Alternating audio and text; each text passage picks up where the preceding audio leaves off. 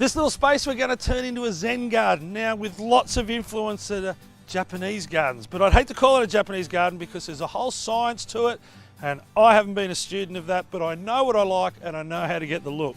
If you're not confident with garden design, the first thing you should do is create a bit of a mood board. Go through magazines and on the net, find out what you really like and put all those pictures together. You'll see a common theme and you'll get the look you want.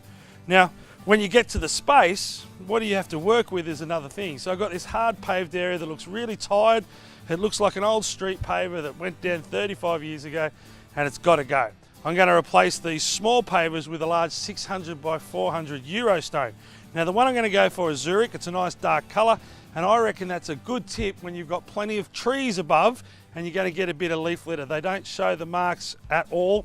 Now, moving from the hard surface, I'm going to blur the two hard into the gardens by putting steppers off the edge of my paving into the garden, sort of meshing the two together. And when I look at the garden, there's things here that I can definitely keep and things that have to go. Now the big palm, I'm going to keep it because it's doing a fantastic job of screening off the neighbours, and if I took it away, it'd be years before I get that privacy back. Across the back and down the side, I'm going to plant a Camellia sasanqua.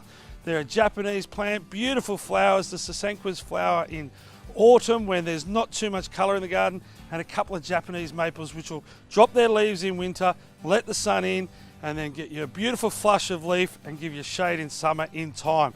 So maybe in about 10 years time, when the maples are up, the palm can be moved easily to another part of the garden.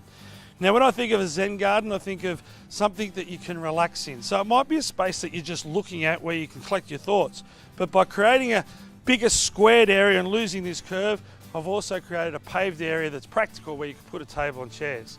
That means I've got the practical covered, and I need to think about the Zen, the relaxing, the place that you want to go to find yourself.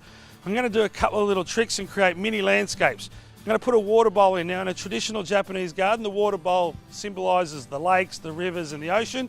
And I'm going to create a mound of soil here and a couple of rocks. So the mound, well, that's the rolling hills, and the rocks there, the cliff faces behind it. So in other words, I'm going to build my own tiny little Everest. First thing you need to do is just get a rough drawing of the job. Now, I'm not even going to pull out a tape measure for my first drawing.